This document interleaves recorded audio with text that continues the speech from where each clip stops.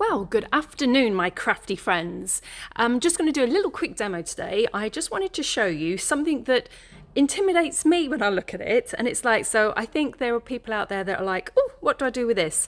Now, there's dies out there that are background plates. They're a big background plate. It's not the same sort of thing as when you're just cutting out your flowers and you got not your flowers cut out and you can put on cards and do things with. When you've got a background plate like this, it can get quite worrying what you can do with it. But I want to show you a quick little tip.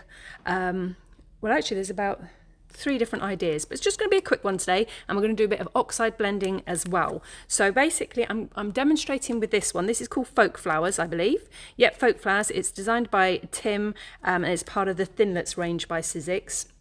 So let's play with that one. Now, with intricate dies, actually, there are things when you're cutting, you need to bear it in mind. Now, I've cut it out of white today with something I'm going to be doing. Let's just have a look. You can't see the white on the white. There we go. So I've die cut it out of white today. When you are die cutting, you need to either have, your machine needs to be a good pressure.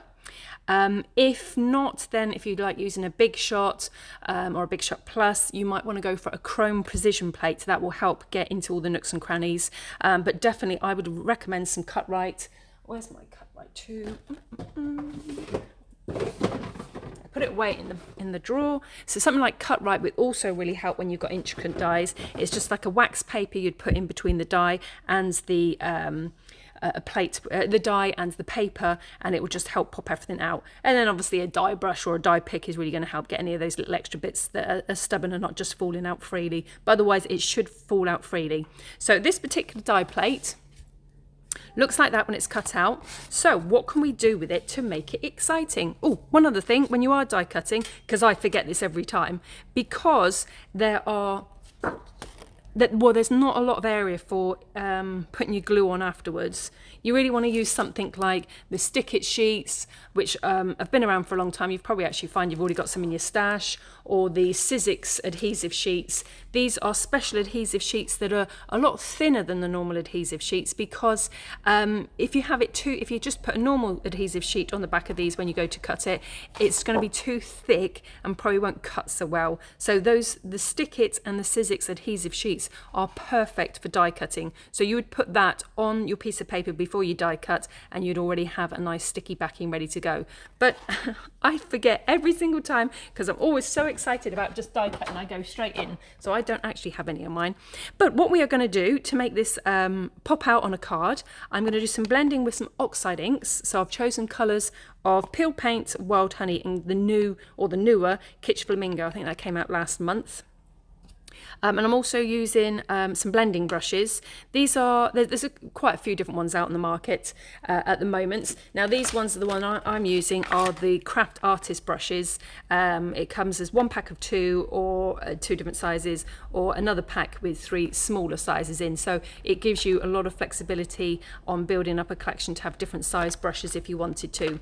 But I also love the Tailored Expression brushes. But yeah, there's so many different ones on the market. But if you're using Oxide inks and Distress inks, really you want to have different blending brushes for each one, because you don't really want to cross-contaminate the formulas of the inks. Otherwise, if this one was initially a Distress ink, if I now go on with the oxides, I've got an oxide layer on it that if I now go back to the Distress inks, it won't work as well. Well, not as you expect anyway. So I have some cardstock. This is just regular Copic card, well, a smooth cardstock. So I'm actually using Copic cardstock, the Copic Express Blend It card. There's also the Nina cardstock, but something nice and smooth will help blend. Right, okay, so here is my die cut of my intricate background. So the way I'm going to do this is, which way shall I have us up? Let's go that way. So I'm going to go with pink first. Now I'm going to use this as a guide, and this is where I'm going to be blending. So I'm just using this as a guide. I'm going to pick up some pink onto my brush, and I'm just going to look at right, okay, so if my card was stuck here, I've got a nice flower here. So I'm just going to do a little bit of pink in here, behind that flower. And put it back again, so it's just a lot of backwards and forwards. There's a nice big flower there, so I'm just going to put some pink in here. Just blend it round and round like a teddy bear. Right, and up here bit more ink. Let's find out where else we're going to go. Nice flower in the corner there. It doesn't have to be exact. This is just giving you a nice indication of, there's one there I'm going to go with. Let's pick you up. An indication of colour behind our intricate die cutout. A little bit there. I'm going to probably save that for the pinks for now. Let's go in with a bit of orange. Let's have some, or wild honey, should I say. It's not just orange, not just any orange. So this is the wild honey oxide. I'm going to look at some other flowers. Like we've got a flower, so I'm going to be more up here. I'm going to go down there with me honey. Then we're going to go with that one down here. So I'm not trying to find all of them. I'm just going in and looking at where I'm possibly going to go. I might actually, I'm going to just do a little bit along the top.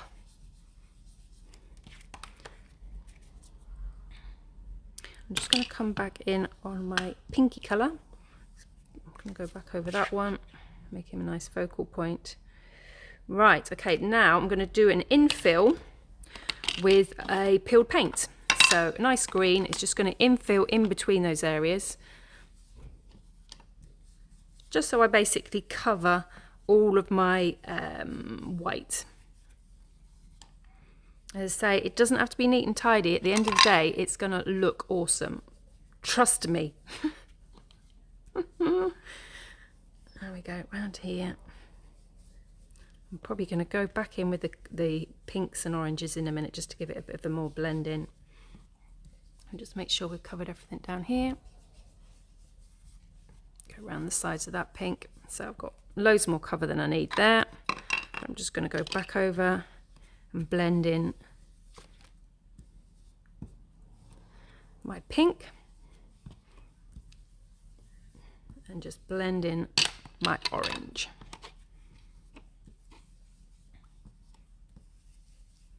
I mean, that just, you know, doesn't look like much at all.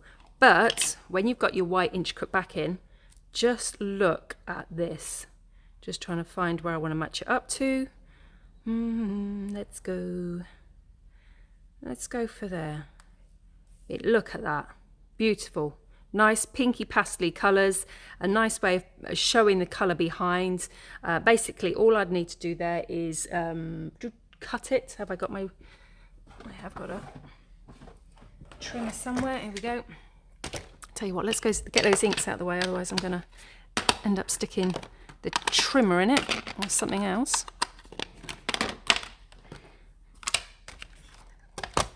Actually, I'm going to stick it first and then it's not going to move. That would make lots more sense, wouldn't it?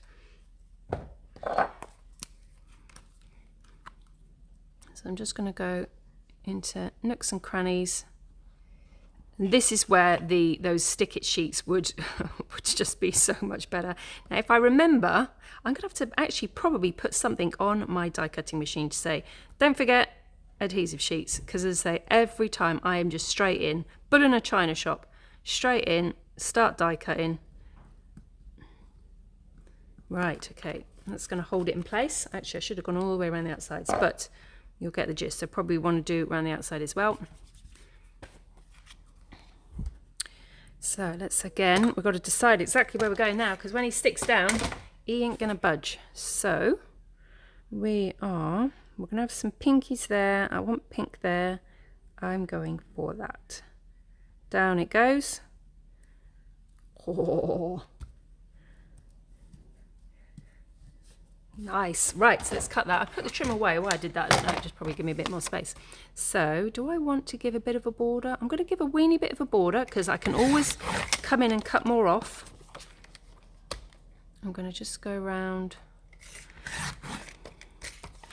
all sides with the tiniest of border.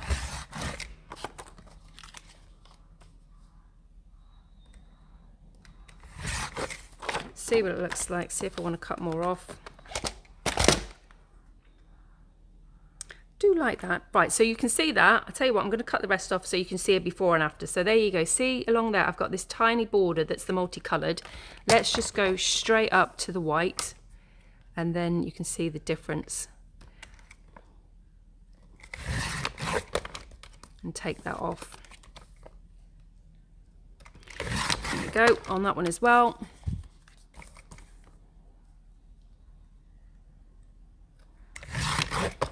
And there. Last one.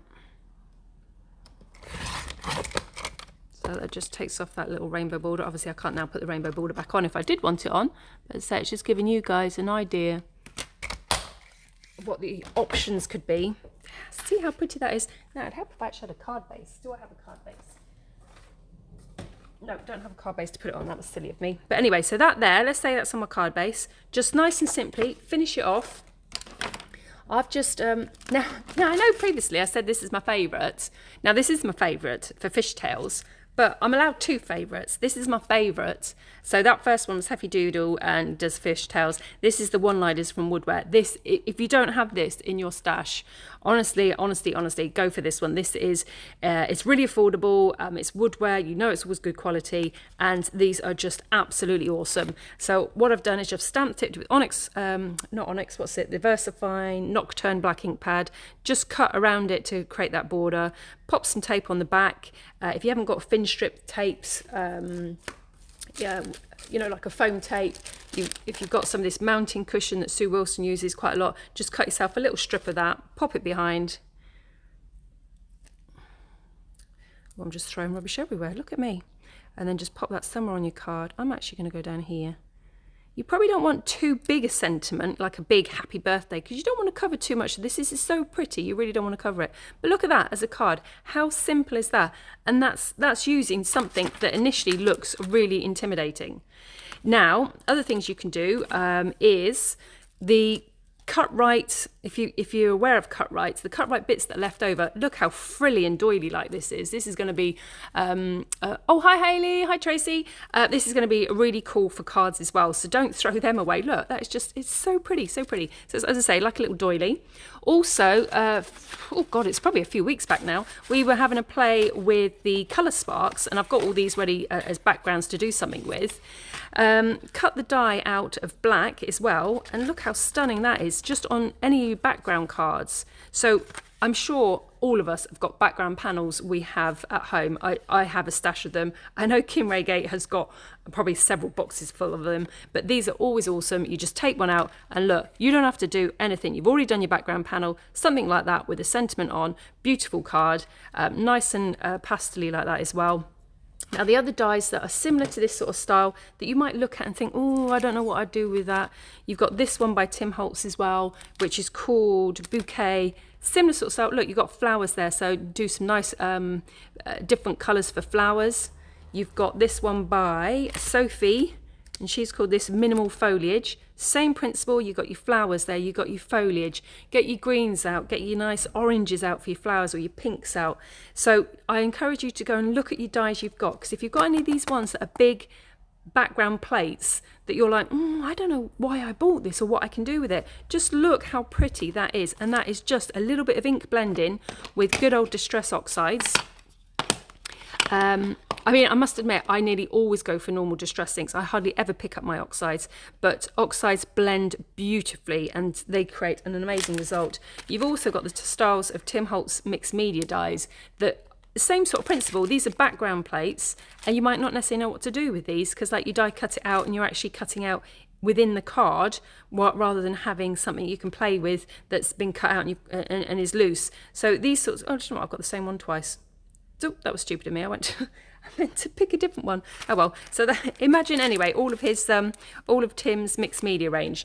Again, all work very similar. We'll create a beautiful card like that. But just a nice quick demonstration today for you to just show what you can do with oxides and with intricate dies. So I hope you had fun.